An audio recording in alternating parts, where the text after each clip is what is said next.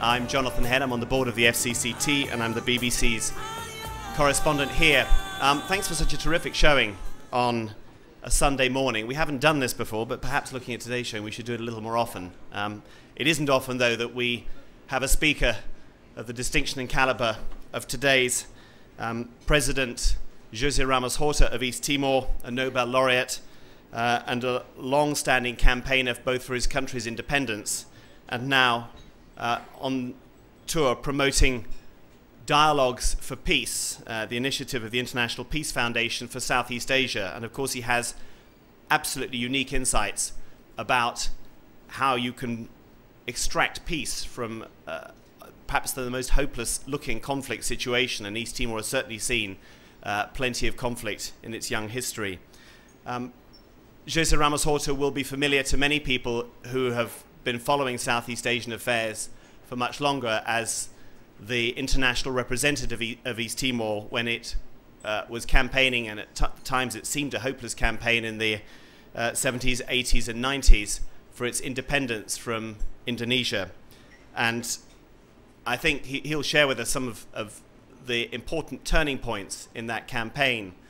But perhaps one of the key characteristics of the work that he did both as East Timor's representative, then as foreign minister, prime minister and president. I think he's running out of jobs to do now in his country. One of the key themes was reaching out to enemies.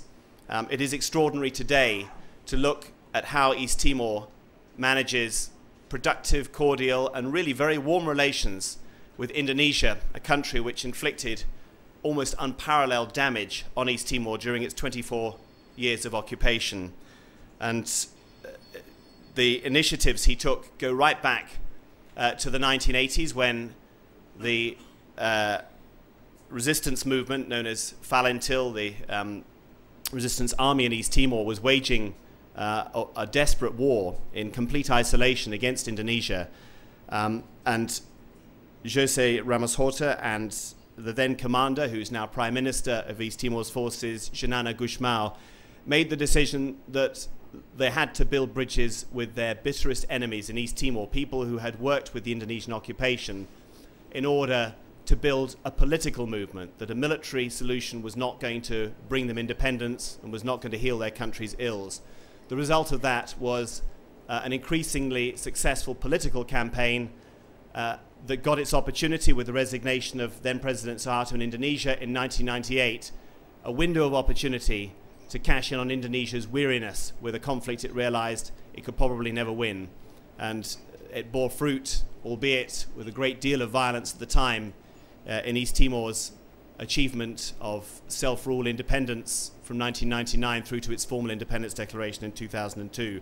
There have been a lot of difficulties in the country. It's a young country with very few resources and, of course, many, many scars left over from the conflict. And we've seen the violence erupt again in recent years. President Ramos-Horta himself has paid almost the highest possible price for peace when he took 2 bullets from, we call them rebels, insurgents, last February in East Timor. He survived that, and the conflict that was then still going on in East Timor, a very small group of insurgents in the East Timorese forces backed up the international community, now appears to be over. So it was a high price to pay, but East Timor at the moment is stable, and although very poor, its economy is growing, well, certainly a good deal faster than any of our economies are. Before I bring the President Ramos-Horta up onto the stage, I'd like to invite Uwe Morawetz here, who is the chairman of the board of directors for the International Peace Foundation and for this Bridges initiative, up just to explain a little bit about what they're trying to do. We are bringing a series of very distinguished speakers involved in this initiative to the Foreign Correspondents Club to talk about ways in which peace can be promoted. Our next guest will be, I can just remember who's coming up. We have, who's coming? Sorry? Oh, that's fine, okay. We have the Reverend Jesse Jackson will be appearing on April the 24th. We also have Joschka Fischer, the former German Foreign Minister, coming as well. So there will be a number of distinguished speakers as part of this initiative coming throughout the year here to the Foreign Correspondents Club, and you'll have an opportunity to hear their perspectives as well. Uwe, if you'd just like to come up and introduce the organisation.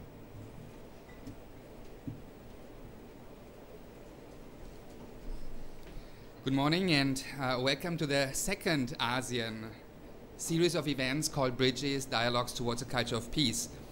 Bridges is facilitated by the International Peace Foundation, which is a non-political and non-religious foundation under the common patronage of 21 Nobel Peace Prize laureates based in Vienna, and His Excellency President José Ramos-Horta is one of our patrons. The events are hosted in cooperation with various local partners, including some of the country's major universities.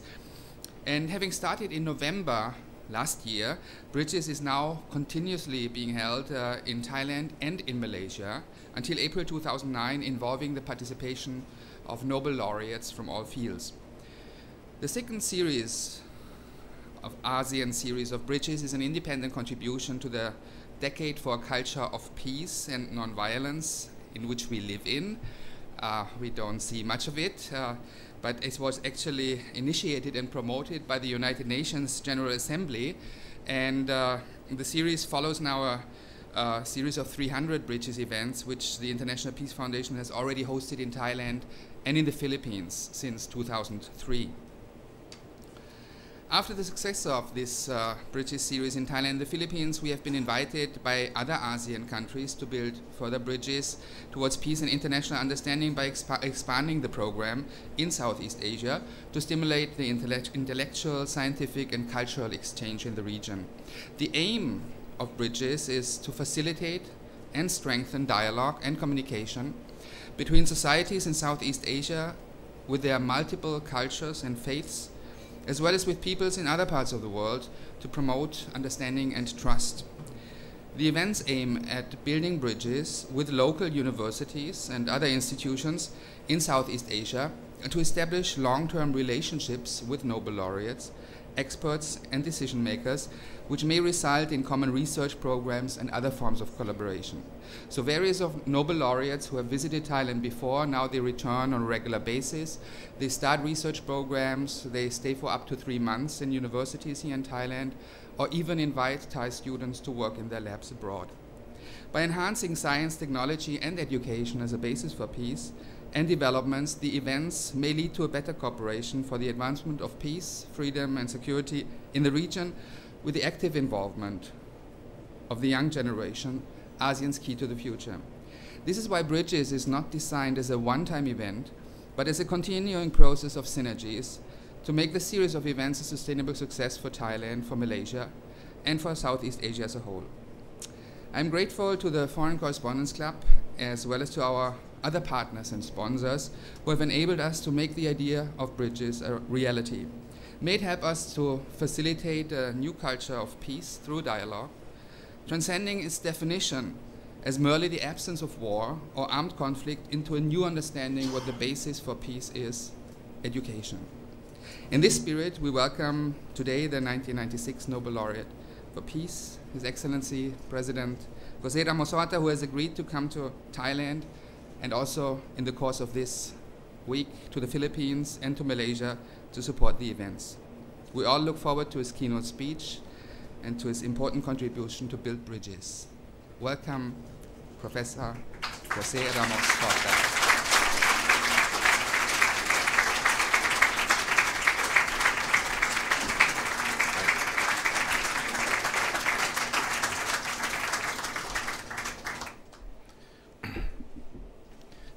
Thank you. Good morning for hosting me once again here at the Foreign Correspondents Club.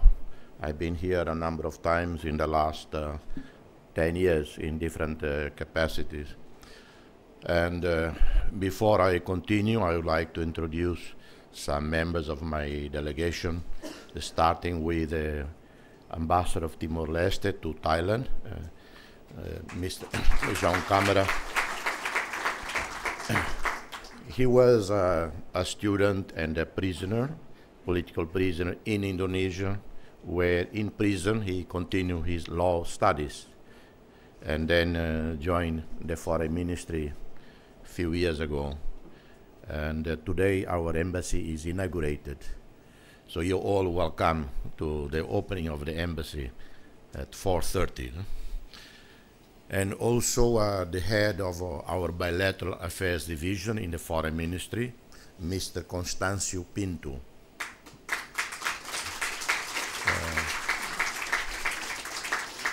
He was a student leader during Indonesian occupation, key link between the underground movement and the now Prime Minister Nana Guzmán in the mountains. One of the key organizers of the demonstration on November 12, 91. And then he had to flee the country, went to the United States, studied first at Brown University, where he got his first degree, and then continued and got MA at Columbia in International Relations, and then Washington for several years. Before he got too used to life in America, we called him back home. But he seemed to have readjusted happily back in Timor-Leste. And Dr. Paulo Remedios is a legal senior advisor in my office, and also not part of my delegation, but I wish to introduce you to Mrs. Gabriela Carrascalão. She is with our, she's a trainer in our national television, and my own Timorese personal security, who are part of my delegation also. Well, I thank you, Jonathan, for introducing me, and I've known Jonathan since he was a poor journalist who didn't have much money to pay for accommodation in Washington, D.C., so he stayed with me when I was there in Washington. He was doing training with NPR, National Public Radio, because he told me at that time, that's what I recall you telling me, he thought NPR was a bit more, I think, dynamic than BBC. So I hope people in London don't hold this against you, but that was 20 years ago or more, so I hope you are forgiven for. And I've seen him a number of times near death. I was in Sydney in '99 and watched the news and saw Jonathan being attacked by militias in Timor. He survived. Then a few years later, many years later, I saw him in Baghdad, and I thought to myself, hasn't he learned why he keep looking for trouble? And so to each and all of you, my most sincere appreciation for being here on Sunday to listen to me. I really don't know what to share with you, because there are many stories to share with you. But let me start with current developments in my own country. Following the assassination attempt on me, which today is still myself and many other people find it difficult to explain why it happened, because I was the person that in the country mostly advocated non-use of force to resolve this conflict with that so-called rebel group. I would travel to the mountains to meet with them a number of times, and created very good trust with them, to the point where they told me, as they told the Center for Humanitarian Dialogue, Leon Reed Martin is here. I don't know if you're familiar with the Center for Humanitarian Dialogue. They do outstanding work in many parts of the world, including in Aceh. If anyone actually deserves a Nobel Peace Prize, 2008, for the helping resolving the conflict in Aceh, would be the Center for Humanitarian Dialogue. And they helped me also trying to bridge the problems. And so the rebels told them that I was the only politician in the country they trusted. I was the only one they knew was not involved in the massive conflict in 2006. I even was criticized by a Portuguese judge in our Court of Appeal for ordering, telling the Australian troops, UN police, our own troops, that I didn't want any use of force. Let me handle this, because as long as there is a remote chance of resolving a problem through dialogue, I prefer that. Because as long as we have a chance to avoid loss of life on either side, whether Timorese or could be on the attacking side, meaning the Australian forces, the UN police, and so on. And as long as the other side, Mr. Alfredo Reinaldo, would not use force to intimidate people, to cause violence. And he agreed. During the election in 2007, he could have disrupted completely the election, at least in many areas of the country. He didn't. In a pledge to me, and absolutely non-interference. Then, why? That morning, February 11, I was shot.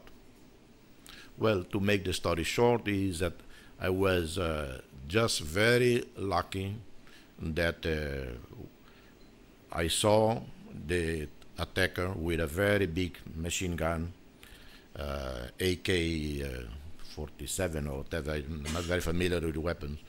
He aimed at me very close range from about 20 meters, and I turned. As I turned, he fired, and I was hit in the back. If I had not turned that moment, I would have been hit right on the chest, in the face, and would be instant. And the fact that I survived, having lost more than 4 liters of blood, when I arrived at the Australian Army Medical Clinic, I had lost more than 4 liters. And later the doctors told me I was still talking casually, explaining what happened, as if it was a minor incident. But they noticed that my heartbeat was already slowing down, so they immediately began to operate on me. And then I was flown to Darwin. By the time I was flown to Darwin, I was more or less out of danger already. But I was there for 10 days in induced coma. When I was out of induced coma, a young nurse came to me to read some information, and she said, today is February 22nd. I told her, no, it's not possible. If February 22nd, I have to be in Canberra. Because I had planned a state visit to Australia. And with a major fundraising prepared in Adelaide, Melbourne, and Sydney to raise money for my anti-poverty programs. And what I was going to auction in Australia, 2 boxes of Cuban cigars given to me by Fidel Castro. And because I don't smoke, and besides, after what Monica Lewinsky and Bill Clinton did to the cigars, I said, total disrespect to the Cuban cigars, so I no longer smoke them. So, plus some very expensive watches given to me by the Emir and Prime Minister of Kuwait. And so I decided to auction, and it was all very organized, and I thought I could raise several $100,000. So when the lady told me February 22nd, I insisted she was wrong, because yesterday was only the 9th, the 10th, so why suddenly now it's 22nd? She looked at me because she didn't know exactly what I was talking about. So that's 10 days of my life were blanket. And but immediate positive consequence of that was that the country immediately stood back from conflict, and we entered a period of peace as never witnessed in our country. the so-called rebels, since then I have met with them, including the gentleman who shot me. He still hasn't had the courage to tell the prosecutor it was me. And I haven't told the prosecutor, because I hope that he will tell the prosecutor and the court it was me. I shook hands with him. As recent as on December 26 is my birthday. Every year on my birthday, I go to the prison and spend some time with the people there. And they were there, and they came to greet me. And I recognized him from close range. And sorry, now in the meantime I lost train of thought. So they surrender. The so-called petitioners, 700 soldiers who had left the barrack because of pay dispute and all of that, they immediately accepted a proposal that I had worked out before. But till then they were still playing games. So now the so-called petitioners have accepted a government package, gone home. The rebel soldiers surrender, waiting in prison for their trial. Most IDPs gone home, now only few remaining, and the remaining are not because they don't want to go, because the government doesn't have much resources to help resettle everybody at once. And with abundance of resources in terms of funds from our petroleum fund, the government has been able in 2008 to inject money in the economy. By December past, our economy registered a non-oil real growth of 10%. Will the economic financial crisis affect Timor-Leste?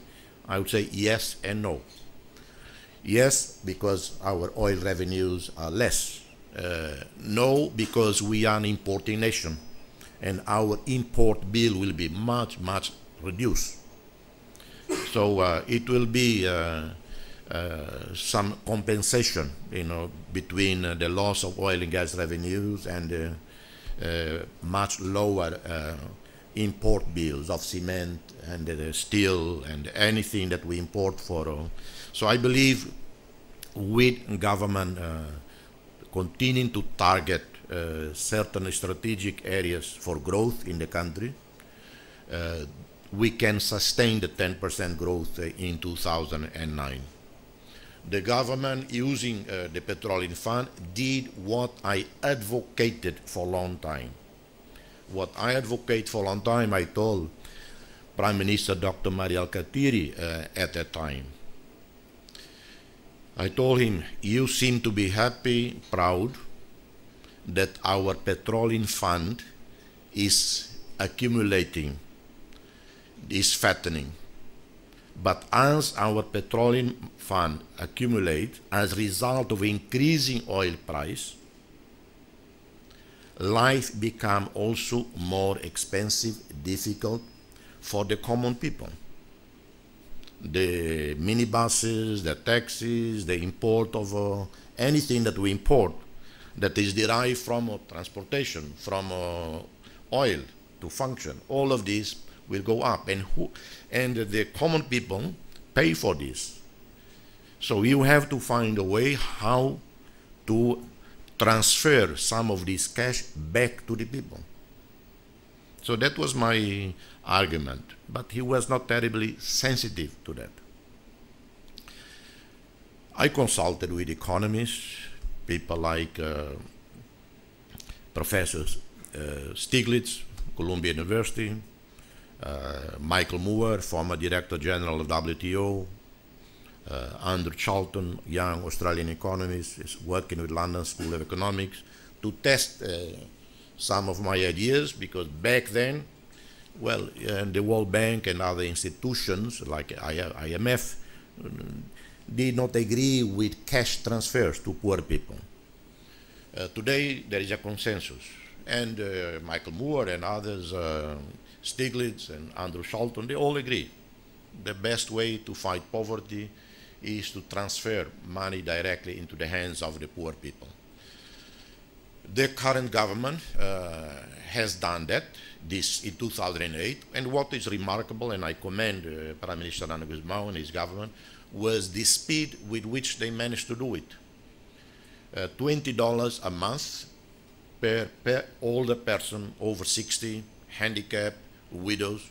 So at least 70,000 people in remote villages of the country start receiving $20 a month, but paid every 6 months, which makes more sense administratively speaking.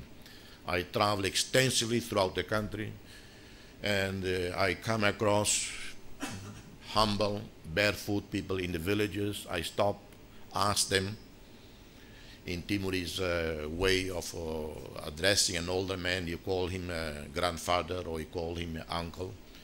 And I ask, grandfather, are you getting help from the government? And he or she always say, yes, now we are getting help. So that's one way of assisting the poor. And also the veterans receiving very good assistance, $10,000, $9,000 lump sum, plus $100 a month for life, plus major injection into the agriculture sector. The government has done what I argued when I was Prime Minister. So I was accidental Prime Minister for 10 months because of the crisis, and I argue that our government, making use of the petroleum fund, should intervene in the agriculture sector to increase food production. How? By buying off anything non-perishable that our people produce, such as rice, corn, beans, and anything else that is non-perishable, at least for a period of 5 years. Well, came the economic financial crisis, the food crisis. It made more sense, urgency to do that. So the government has been buying tons of rice, corn, sweet potatoes, beans, all kinds of beans. So injecting through all this, injecting money into the rural economy. Finally, money starts circulating in the remote villages. And my argument has always been, poor people, when they receive money, they don't immediately start buying imported perfumes or lipsticks. They start buying things locally, buying some more vegetables from their neighbor, more eggs, or some clothing to send their children to school, and so. So the money circulates there. And so we see response. I give you an example. A year ago, immediately after I appoint the current government, there was tremendous tension in some areas of the country, particularly in a district called Vikeke, and more so in the sub-district of Watu Lari. I went there, and I was received with some hostility, but no violence, because of course they blame me for having appointed Mr. Rano Guzmão Prime Minister and not their party, Fretilin. And I saw so much tension and fear. The hardliners of the Fretilin group dominated the area. Not that they had majority support, but they instilled fear in the people. People wouldn't come to the street. I saw them through their windows, waving at me. Well, I went there again only 3 months ago to inaugurate 5 bridges funded by the European Commission, and also to witness government-sponsored projects in the agriculture sector. Well, there were thousands of people there who have been celebrating for 3 days, and not the sight of a single hardliner radical there. Complete transformation from just a year ago. So today the country is at peace. The economy is not doing bad.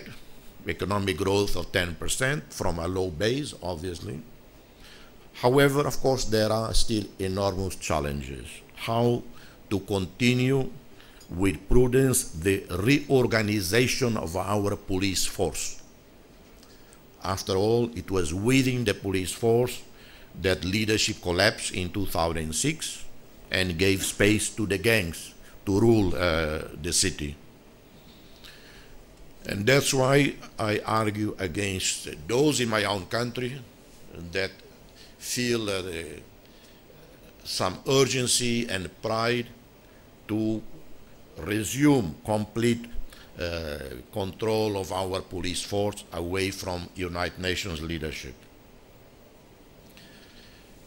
I asked the Prime Minister in a meeting just a few days ago that by the end of this month I want to see him appoint the new Timorese general commander of our police force.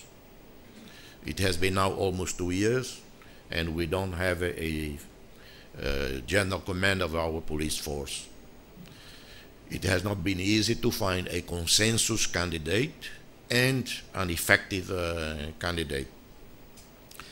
The United Nations has been very generous, and some countries, in assisting us in redeveloping our police force.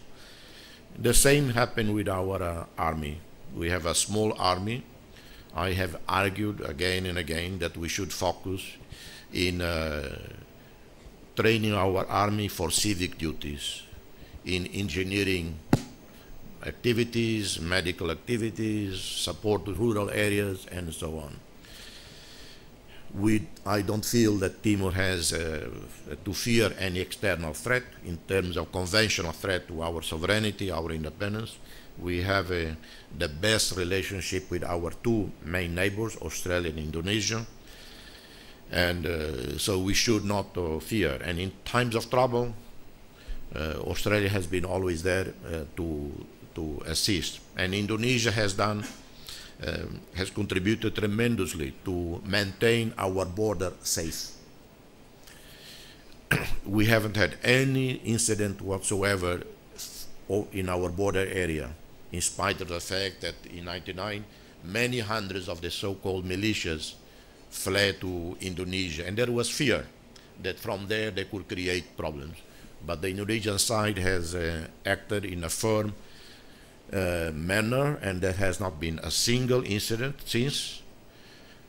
And besides, those so-called militias, they reintegrated in Indonesian society, in normal daily life in West Timor and elsewhere.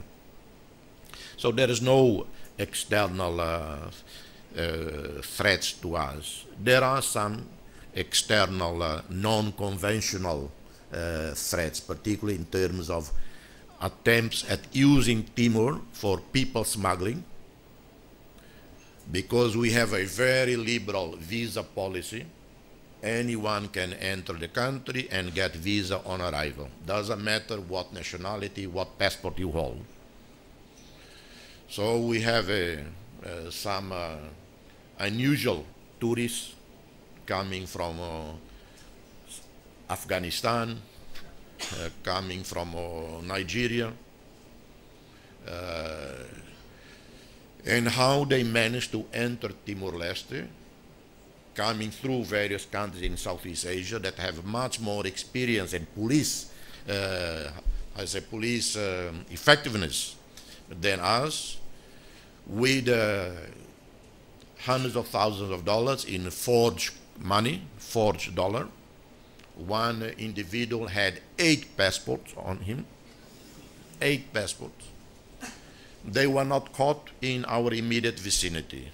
They were caught by our own police. There have been some Sri Lankans also coming on tourist visa and then attempt to use our coast area to go to Australia or New Zealand. So these are some of the non-conventional challenges that we face. There are also tremendous problems with illegal fishing in our waters in the Timor Sea. It was mind-boggling. I was overwhelmed when I was given a very detailed briefing by the Australian North Command in Northern Territory of how they handle illegal fishing in their waters.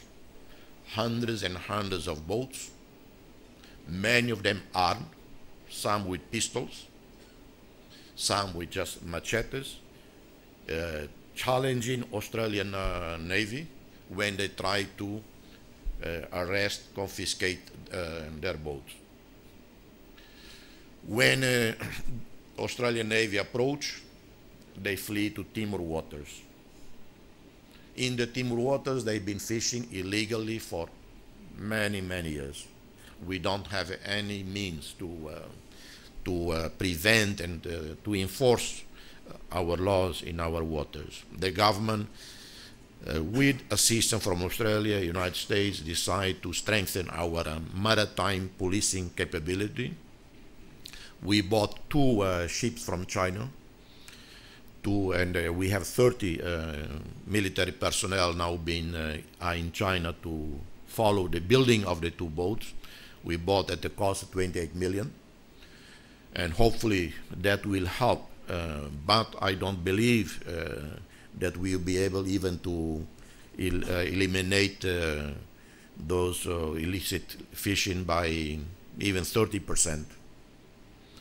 I have advocated that the best would be for Timor-Leste, Australia, Indonesia to enter into a trilateral security arrangement for joint patrolling protection of our common waters.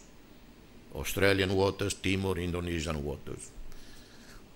With Australia, I think we can move faster bilaterally with Australia in such an arrangement, because even with 2 boats that are coming from China, or even 10, I don't believe we can effectively clear our waters of illegal fishing. If Australia, which is a major navy power with all its experience and sophisticated equipment, have difficulties in their seas, let alone us, Timor-Leste. So it might even be a waste of resources buying patrol boats, training our people. The most we can do probably is to effectively control our territorial waters within a 12-mile, enforce our sovereignty there. But beyond that, I believe we better enter into an agreement with Australia so that Australia can have a freedom of movement between their zone and our zone to protect our common interests. Would Australia be interested? Yes, they should be, because the line that separates the 2 economic zones are invisible. Very visible to the illicit traffickers.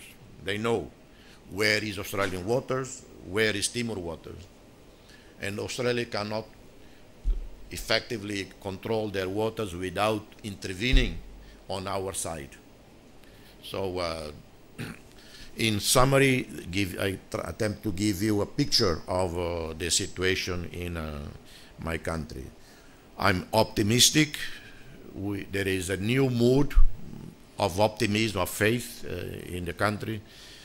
This past Christmas and New Year were the best ever. Tens of thousands of people were in the churches, in the streets after midnight, 1 in the morning. I toured the city after midnight till about 2 or 3 in the morning. I went to every neighborhood, and I was pleasantly surprised to see thousands of people walking in the streets. So different from the drama of 2 years ago. And on Myanmar, I know many of you follow very closely the situation in Myanmar. I wanted to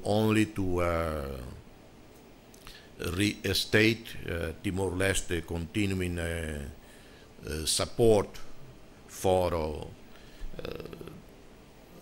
democratic transformation in Myanmar. I have stated a number of times to friends in Washington, in Europe,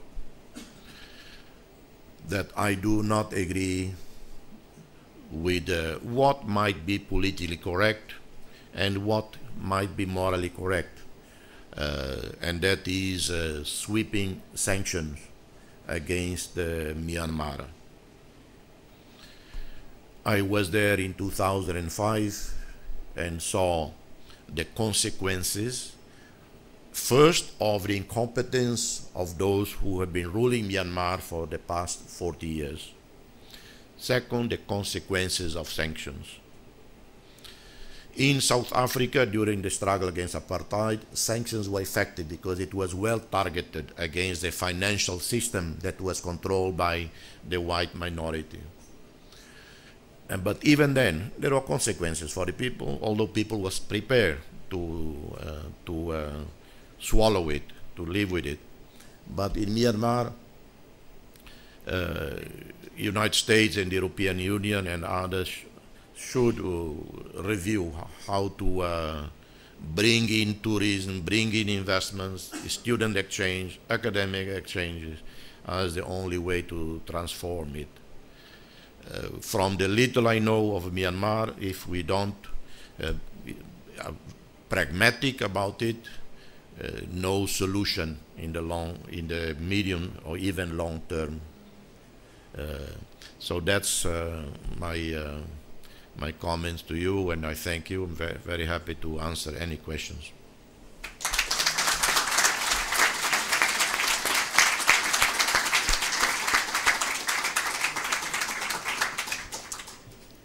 Thank you very much, President Ramos-Horta. There should be a microphone up somewhere around where the cameras are. If anybody wants to ask some questions, please put your hand up and go to the microphone. Jim. James Pringle. I contribute to the editorial pages of the New International Herald Tribune. President Ramos-Horta, if I can take you away from this part of the world for a little while to a situation that does threaten world peace and security, as we saw in the Cuban Missile Crisis of 1962. President-elect Obama, when he takes power, and after he's sorted out the economic mess, hopefully in the United States, has got to decide whether to lift the 50-year-old embargo on Cuba. Would you advocate that he does so? And what do you think, what effect do you think this would have on the Cuban people? Fidel Castro, who's survived probably more assassination attempts than you have, including with an exploding cigar provided by the CIA, is now 80 years old. The present president is 77 years old. Do you think that, and they are brothers, do you think that these leaders of a revolutionary state should not make way for younger people? Thank you. I was in Cuba in September. I met with both President Raúl Castro and Comandante Fidel. I didn't talk much because when you are with Raúl Castro, like with Fidel, they do most of the talking. After enduring a long lecture by Raúl Castro, I told him afterwards, I said, listen, when I go to Washington, I see my friends there, I will tell them that you talk as much as your brother Fidel, and if they expect you to die soon, they have to wait for at least 20 years. Because Raúl Castro is so full of energy. He looked at least 20 years younger than his age. I saw Fidel also. Again, he did most of the talking. In reasonable health and mentally completely alert. In regard to US policies on Cuba, I was the only person speaking at the UN General Assembly in New York, end of September, so before the election in the United States on November 4, appealing to the new US administration to take office January 20 to review the policies on Cuba. For me, on moral grounds. On political grounds, we know it's totally unwise. On moral grounds, the sanctions are just unsustainable. And the same I said in regard to Myanmar. in my speech, I said, we cannot further punish a collectivity of people because of the perceived sins of the leaders. And the sanctions on Cuba are so draconian that, and so tight. For instance, if the Cuban side wishes to circumvent the sanction and buy equipment, medical equipment, pharmaceuticals from Japan or from France, but if such equipment or pharmaceutical have some American component, 10% for instance, the Japanese firm or French firm cannot sell them to Cuba. It's complete blockade. I'm confident that the U.S. administration will be able politically to lift the sanctions and engage the Cuban leadership in dialogue, because the traditional Miami anti-Castro community is mostly gone because the new generation of Cubans growing up in the United States or born in the United States, they have a whole different mentality. And that's why Obama also won in Florida. So the anti-Castro group has no longer veto on U.S. policies towards Cuba. So politically, he shouldn't have any difficulties. Morally, he has all the reason to lift the sanctions. The irony is that my observation is, if the U.S. were to lift the sanctions,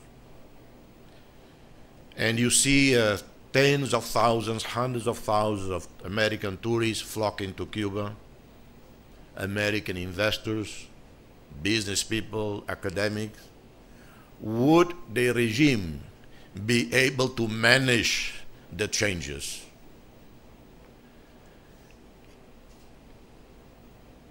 In China, as you know, and in Vietnam, the regimes there have been able to accommodate the economic openness with continuing political control. There is a whole different history and in Vietnam and China, or in Laos. Well, in Cuba, it might be very difficult to reconcile economic openness with hundreds of thousands of Americans going there and continuing tight political control. So I would see tremendous benefit for everybody with U.S. lifting sanctions. And yeah, that's, I think I stop there. The next question, please. Yes, thanks. Can you introduce yourself, and please keep your questions short and to the point? Dr. Rosenblatt from Australia, freelance journalist. I'm concerned with the Gaza situation.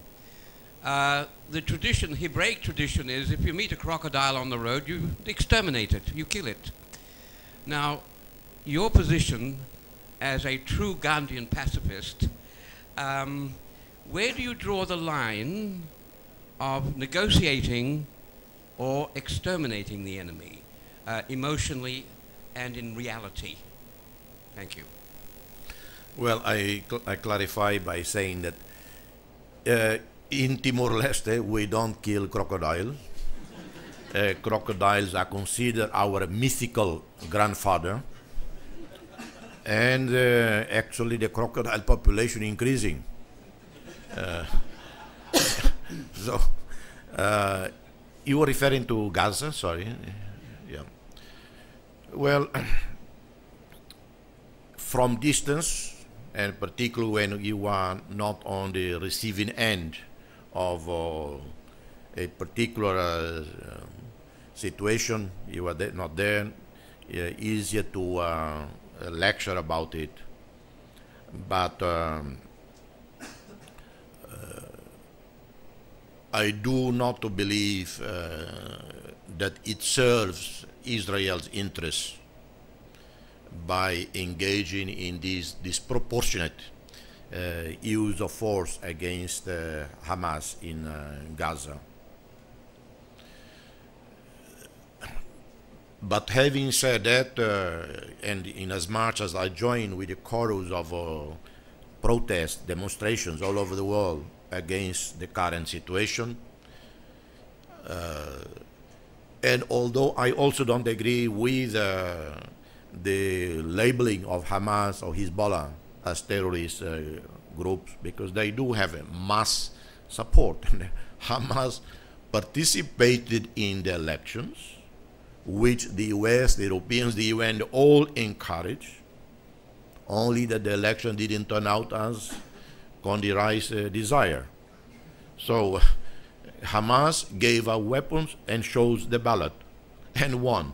And then we changed our mind and said, well, it was not such a great idea after all.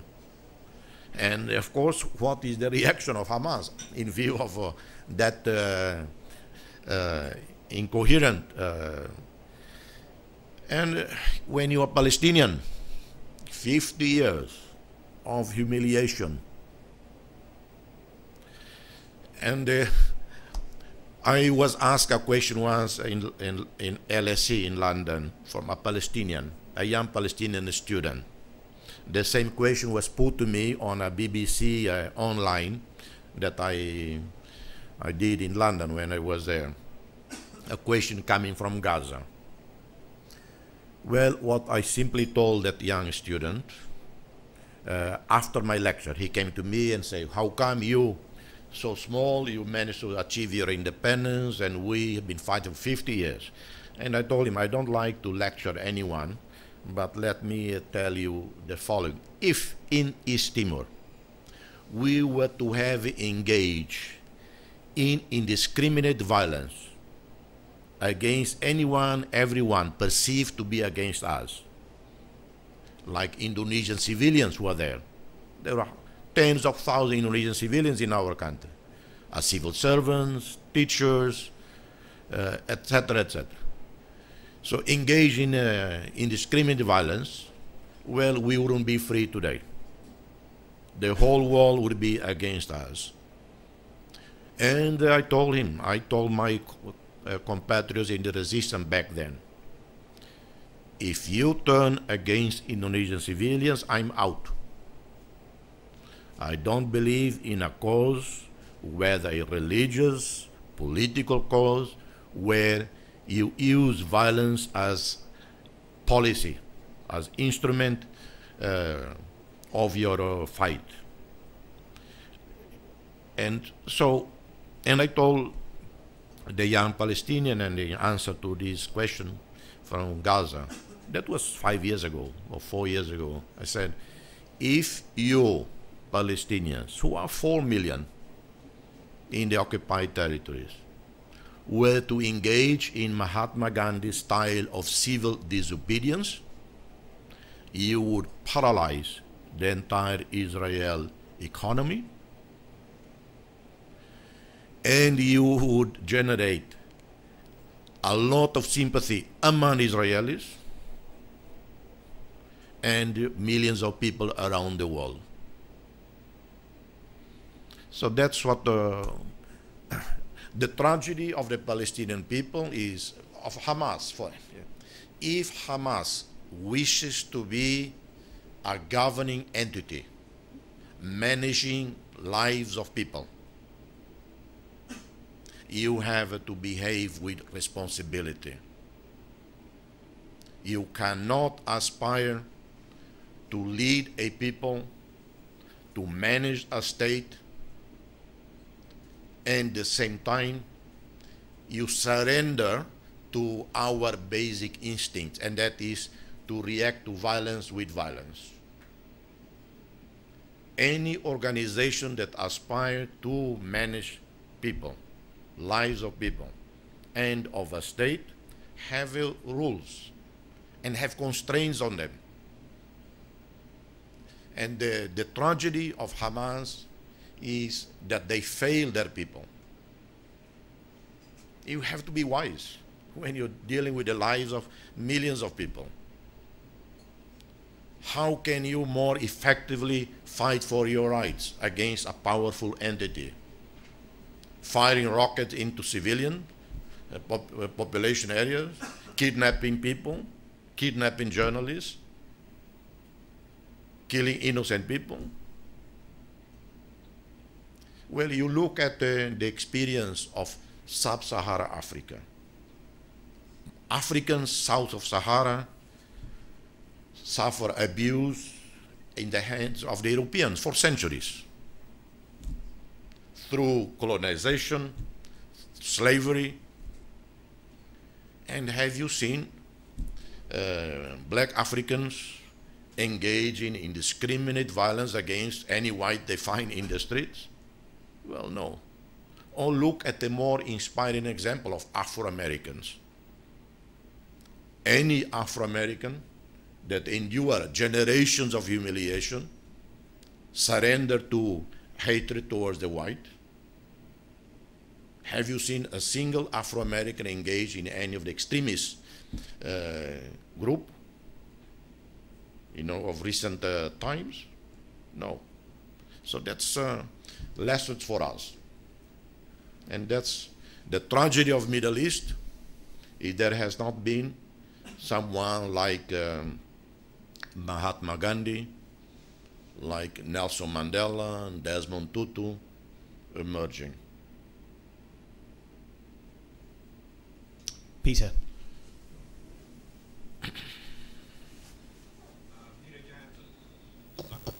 Peter Jansen, DPA. Sorry, take you back to Timor-Leste. You said that on December 26th you shook hands with the man who shot you, and yet you didn't point him out to prosecutors. Can you just tell us why? Was this a diplomatic move on your part, a question of honor, or were you not 100% sure you recognized the guy? No, when I encounter the group, at least 3 times, including December 26.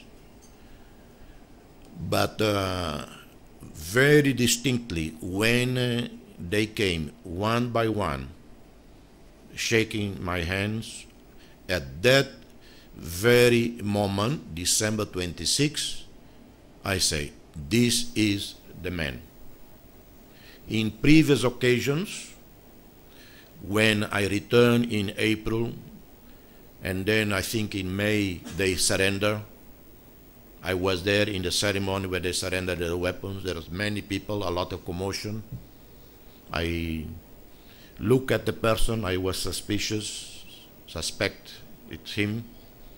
Then when I visited them in prison many months ago, I saw him, I suspect, but when I saw, I think the 3rd time, in December 26, with absolute certainty, it was him. Because I saw him very upfront, his face, his eyes, and I flash back to February 11, that is the person. And I wait the trial. If I'm asked to go to testify, I will. I told the prosecutor general, who I talked with very recently, that it happened in many instances. Victims do not necessarily have absolute certainty of their attacker. And I told him that I want to be absolutely fair, absolutely prudent, that even though I recognize the individual, the court system have other means to really identify who is the culprit. So I just hope that he will step forward and say, yes, I did it, and why I did it. I believe it was an irrational act on that morning. After that, they themselves were completely disoriented. They felt bad about it. So, and in the end, I told them in a meeting, I feel sorry for them. They are the ones who have to live with their conscience what they did to me. God spared my life. I'm grateful to God for that. They are the ones who probably have a bigger burden, and they have to find ways how to overcome that. Next question.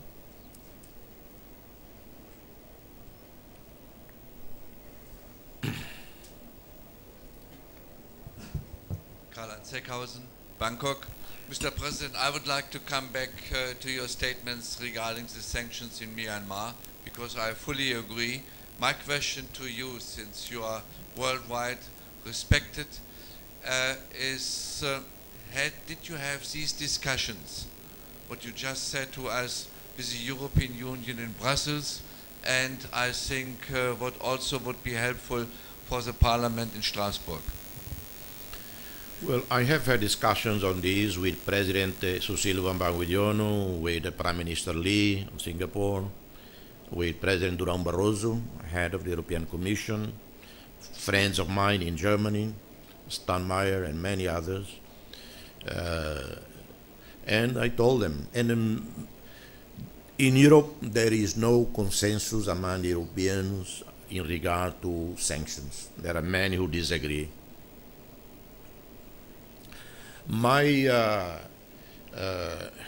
Of course, I'm a president of a little country. I'm a little person of a little country with very limited influence.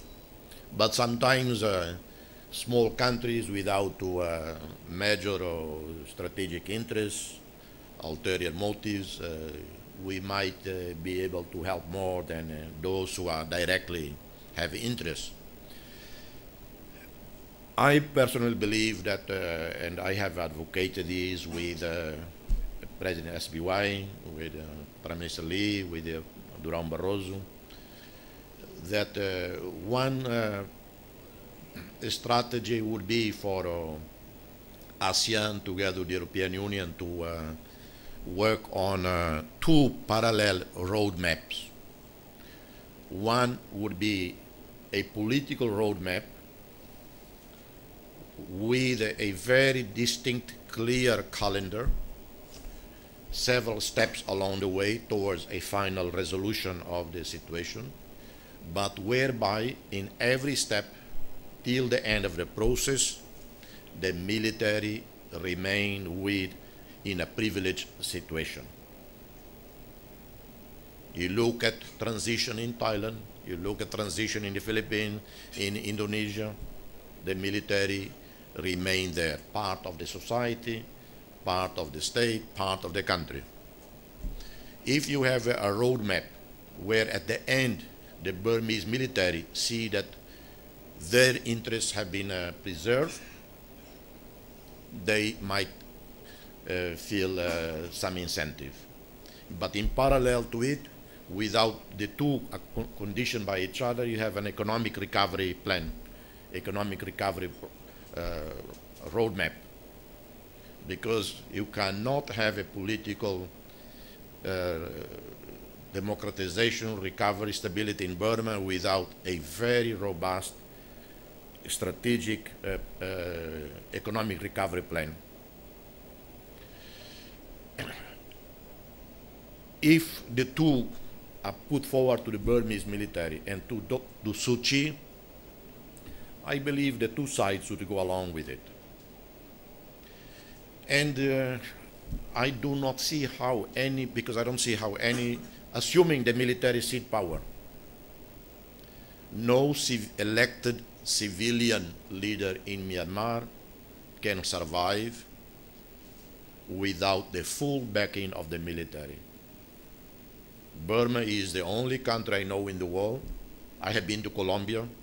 I mediated successfully in '98 hostage release in Colombia. The only two situations that might be comparable, but even then, Colombia is an easier problem to resolve than Myanmar. Because, and any fragile elect civilian government that does not have the loyalty, the backing or if the military don't see common interest with them, with elected government, it will not survive.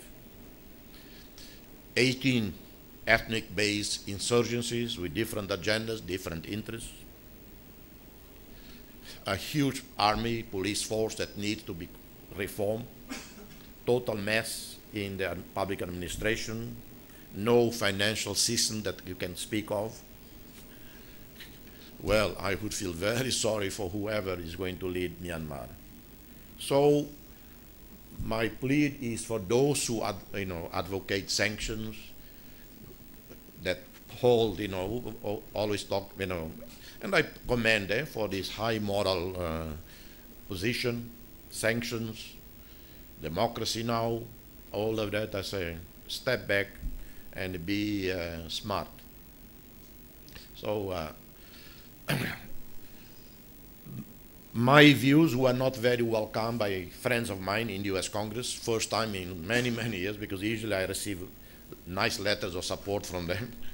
Well, some time ago I received a letter from, signed by a number of them. Some members of Congress, they told me they refused to sign the letter because they said, well, we have talked with him, we understand his views. But others, they wrote to me very upset over my position on sanctions. So it will require some political will in the part of the US Congress, some wisdom in the US Congress. Very difficult for President Barack Obama taking office and suddenly appear to be soft on sanctions. So he might be pressured by members of Congress, by the liberal constituency in the United States to find ways to further increase sanctions on Burma. I would say totally unwise and sad. Next question, please. Sorry, so you, yeah.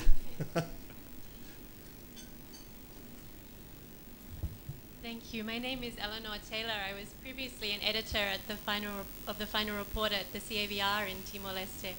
And it seemed to me then that there were many lines of division in Timor-Leste over a long period, from the civil war to the pro-autonomy and pro-independence, and then recently East and West. I was wondering, do you think these divisions are healed now, or are they simmering under the surface of economic development? And my second question was, do you think the CAVR and the TFC have contributed to the sustainable peace in Timor? Thank you. Well, our people, from my experience in observing over the years, in talking with people, are extraordinarily forgiving.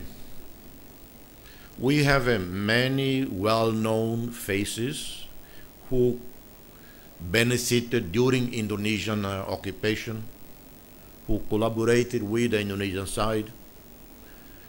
Since 2002, they are in the parliament, elected to the parliament through their party list, in government. Some even invited to the army, to the police. And while there was some resentment, hostility, overall it has been exceptionally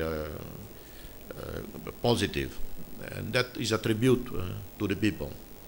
What people expect the victims, not justice in the sense of someone have to go to court and to jail for his or her past crimes.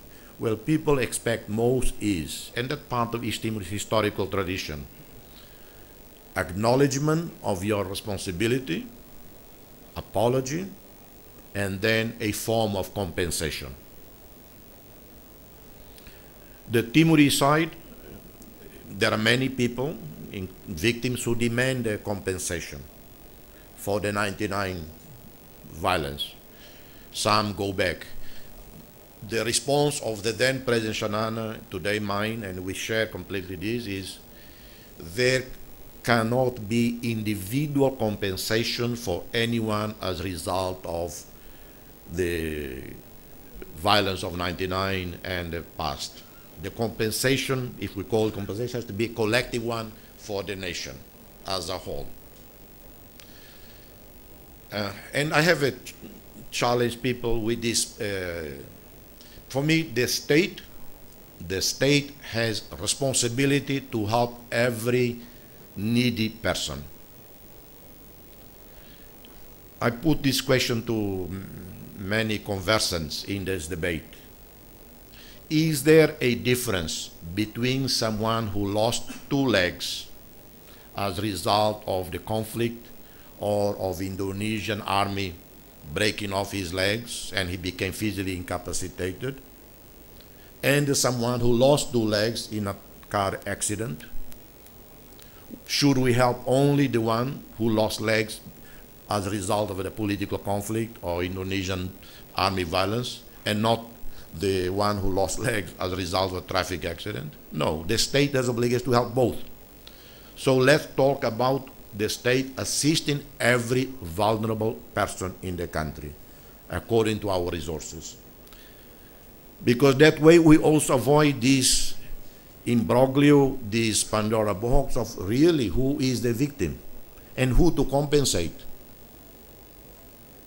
Very complicated, because there are many victims, some died, and who should I compensate? The mother of the person who died, or the uncle, or which of his 7 brothers survived, deserve the compensation? So let's look at how we can best, within our means, assist the victims overall. And how to assist them? Well, sometimes it's a cash payment every month, because if they cannot work, that's what the government is doing now. 70,000 people benefiting, and so on and so on. In relation to the reconciliation with Indonesia, we were criticized, I was criticized by some of our vocal NGOs, some of our vocal international friends, because we refused to lobby, to push for an international tribunal.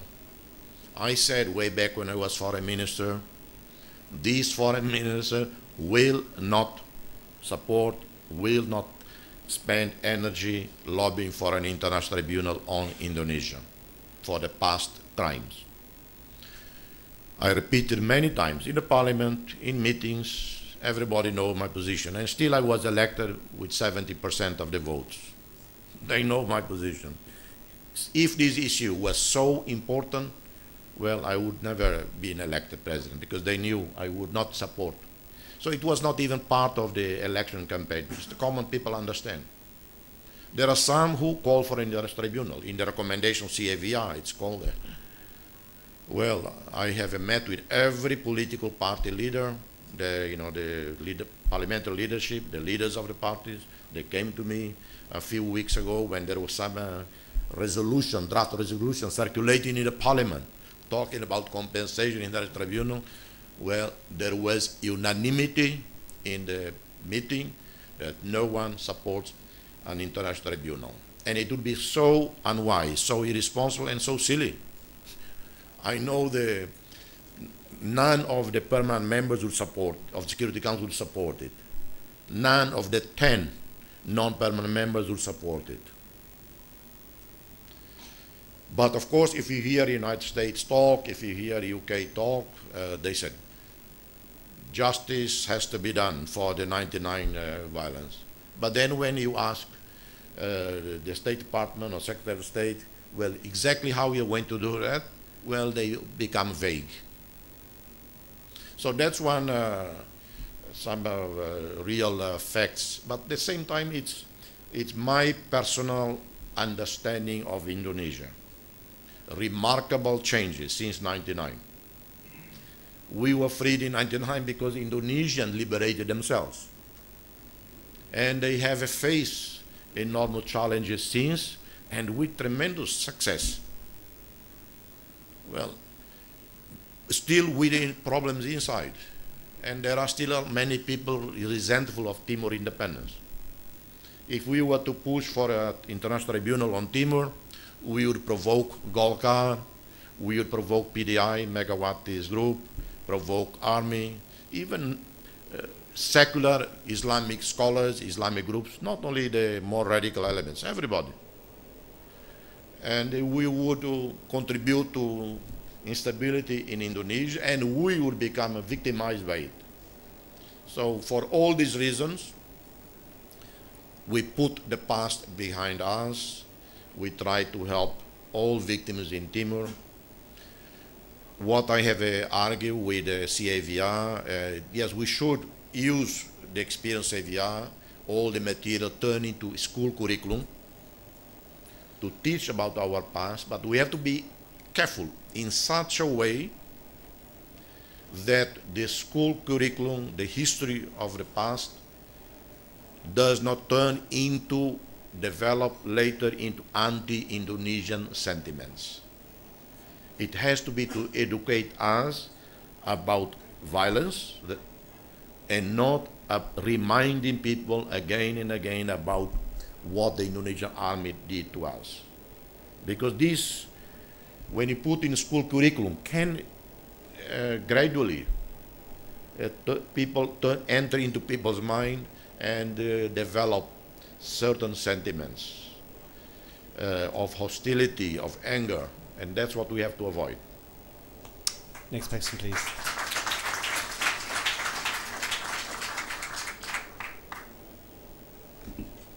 Your Excellency, my name is Said Irandos. I'm president of AIT, Asian Institute of Technology, based here in Bangkok. My question is related to the importance of education. In your inspiring talk, you mentioned several times about the importance of education for peace building, for development. What is the status of educational system in your country, and what are the plans for future in terms of capacity building of schools, universities, research and education institutions? Thank you.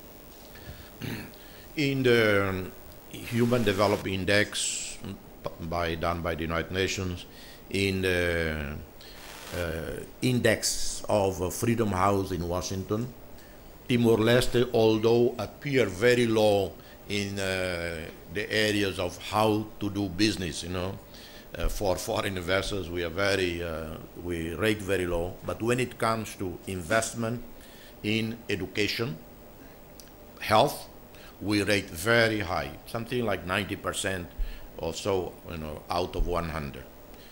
The previous government and the current continue to invest a lot in education, every level. School enrollment exploded. The classrooms have increased significantly over the last few years, but the quality of the teachers, school material do not correspond to this. So we have some deficiencies, very serious deficiencies. Our university, national universities, we had an international mission that came to Timor-Leste to evaluate all our major tertiary institutions. Delegation comprised experts from the United States, Philippines, Indonesia, Australia, and they did some positive evaluation of our national university. But we continue to invest there. But at the same time, we try to send students abroad. Way back when I was foreign minister, I advocated that Timor-Leste must choose in the region 2 strategic partners for our education. One is Australia. I wanted Australia to open up its doors to increase Timorese to go to study in TAFEs, the technical institute in Australia. The other is the Philippines. Philippines, because very similar to Timor in terms of temperament, majority Catholic, and English language, and a strong American tradition of education there, of excellence. Well, Philippines, I have to say, in the next few days, the first more than 100 Timorese students arriving in the Philippines as part of, I think, 1,000 or more, 3,000 that we are planning to send there. The Philippines charge us local national fees. We pay the rest. And I got the American side to agree on a trilateral formula whereby the US fund the establishment of an English language institute in Timor to train our students in English before they go. Australia has been more reserved. You know how many scholarships Australia provide to Timor-Leste to study in Australia? 10. And now they increase into 20. Our government is paying now for 30 Timorese students to study in Australia. I don't know why, they are so reluctant. We have quite a few in Portugal, several hundred, but the largest number of Timorese students studying abroad, guess where? In Cuba. About 800 Timorese students in Cuba studying medicine.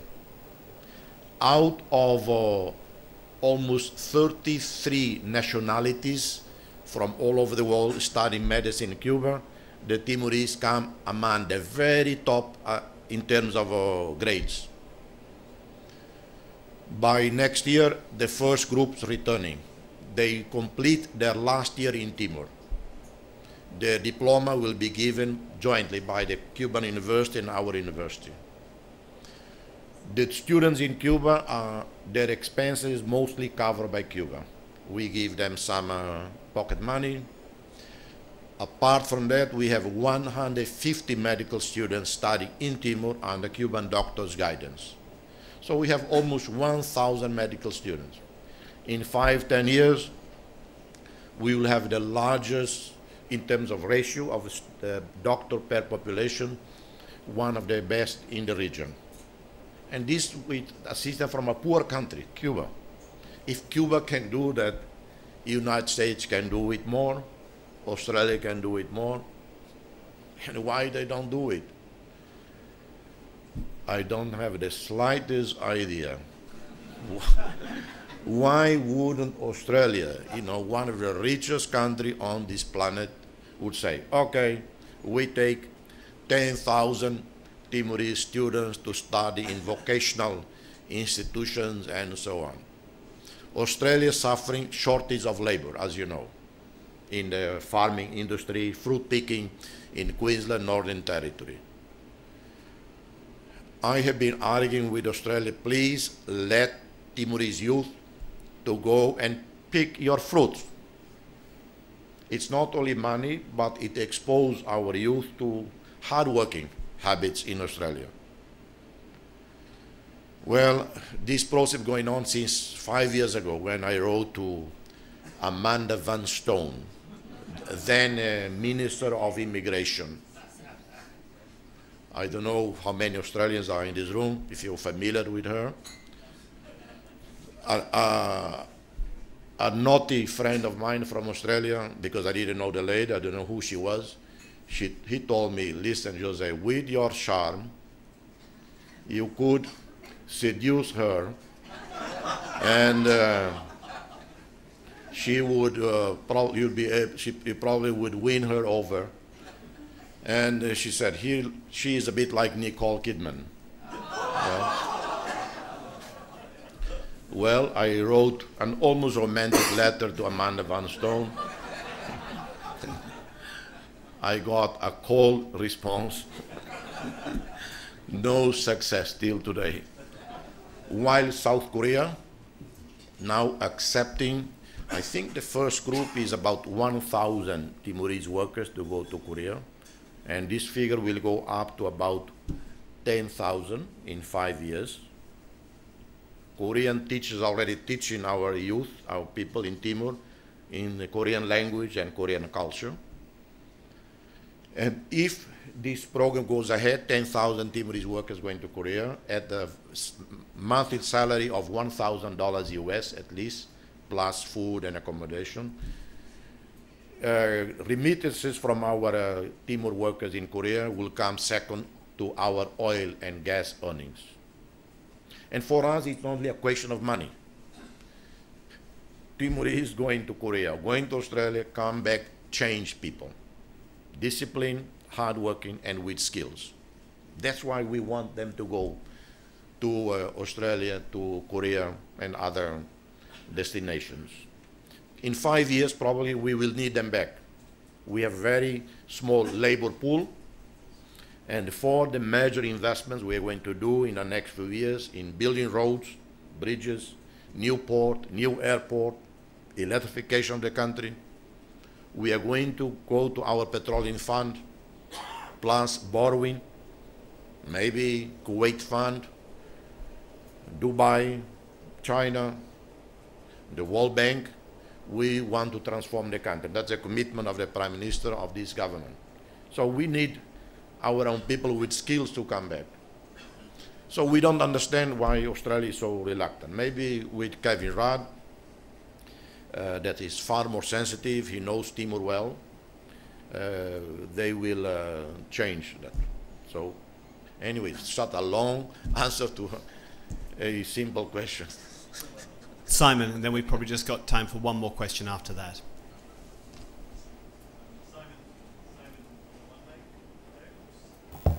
Simon Montlake from the Christian Science Monitor newspaper. President, you mentioned before about your rationale for not pushing for an international war crimes tribunal about the Indonesian violence, and you explained very well why you think with Timor it maybe wasn't the right move and the people don't want it. Is there any lessons there for other countries though? Because this is a very important international legal issue. There are countries such as Cambodia which are trying now, many years later, to have justice for what happened in the past. And you also have situations where the International Criminal Court, for example, in Sudan, is moving to indict a sitting president about violence in that country. And then you have this question about whether it's better to not do that in the interest of a political solution with the existing powers, or whether international law must come first. Now, I understand that for Timor, you've made very clear your position on this. I'm just wondering, when you look around the world at other attempts to bring justice through an international system, such as the UN or other ad hoc courts, do you think it is applicable, or must the solutions always be a national solution to this kind of massive violence and human rights abuses? Thank you. The Charter of the International Criminal Court and the Rome Statute,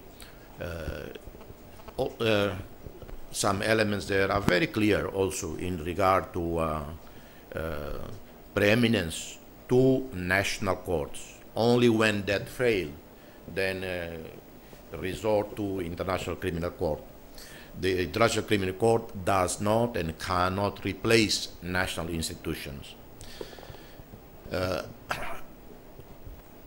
Timor-Leste was one of the first countries to ratify the International Criminal Court Charter. We acceded immediately because I and all of us believe in the International Criminal Court process.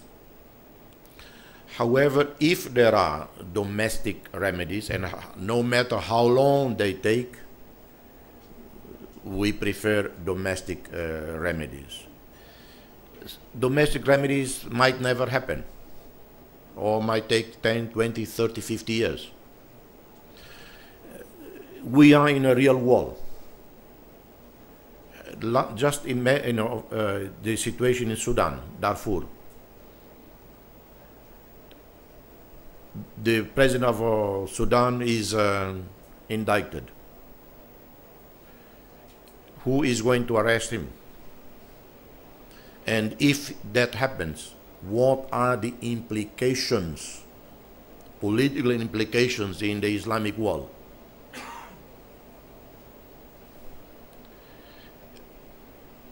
United States is in a very difficult situation.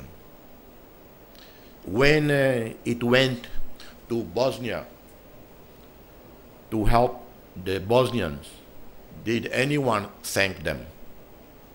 When it liberated Kosovars, did anyone thank them? When it went to Iraq, and I don't even argue why it went, how it should have done. I'm saying it played a critical role in ending the oppression of the Kosovars and in Bosnia. It ended Saddam Hussein regime at tremendous cost for Iraqis. But if they hadn't gone there, Saddam Hussein would be there today. Tremendous cost for them, tremendous cost in Afghanistan. And regardless of whether it was George W. Bush, President Barack Obama will face the same challenges. It's not going to be simple for him. Should the US now get involved in Afghanistan, in Sudan? Well, it is a thankless status, the one of global power. And I mention the United States because if the United States does not take the lead, much more difficult for others. But if the United States does take the lead on Sudan, it will be seen, perceived as yet another US-led campaign against Muslims, against Arabs, and so on. It will be manipulated by those who have an interest in doing it. So it's a thankless exercise.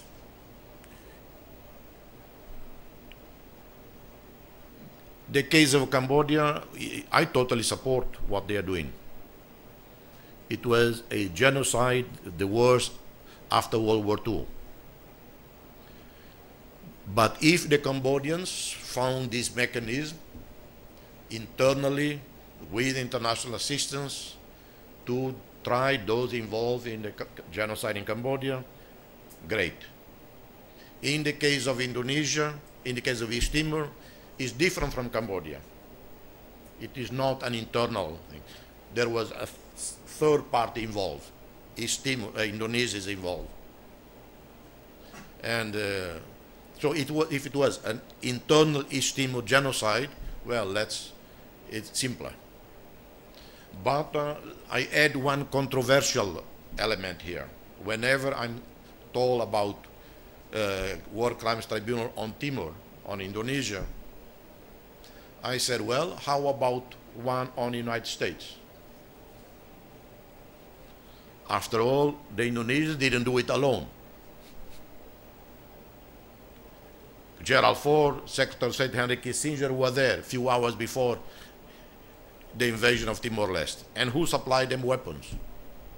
My own sister, a sister of mine, blood sister of mine, Maria Zinha, was killed in December '78 by an American-supplied Bronco, OV-10 Bronco.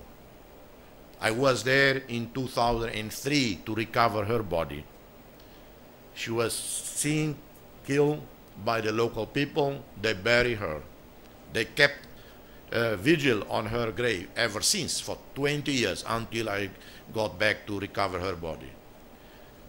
In this beautiful mountain top, panoramic view of the island, there she was buried.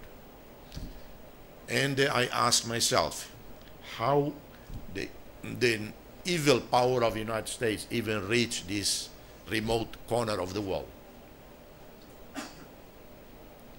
Well, it was the Cold War, and everybody were victimized by it. How many American lives were lost, how many Vietnamese lives were lost, and all over the world. And so that's the case, the context of East Timor. And if to a War Crimes Tribunal, a few years ago, I went to a US embassy reception in Timor in the beginning. There was a vigil there because of US involvement. And I was asked by the media what I thought of it. I said, well, if they want to do a vigil in front of an embassy of countries involved, directly or indirectly in the Timor tragedy, well, they have to buy many more candles because many more countries were involved. They have to do it at least once a week. So, and today you don't see any vigil in front of the US embassy now, or any embassy. The United States was morally, materially responsible. Australia, accomplice of it. UK sold weapons, and so on and so on. Well, they all redeemed themselves for us. Timor is free, the world is free from the Cold War. So that's how I look at it. Unfortunately, I could not answer your question. I know because it's very difficult to deal with this issue. If that's it, I'd like to give our very warm thanks to President José Ramos-Horta for a very wide-ranging discussion and for giving us the benefit of your extraordinary experience in your country, East Timor. Thank you, José. Thank you.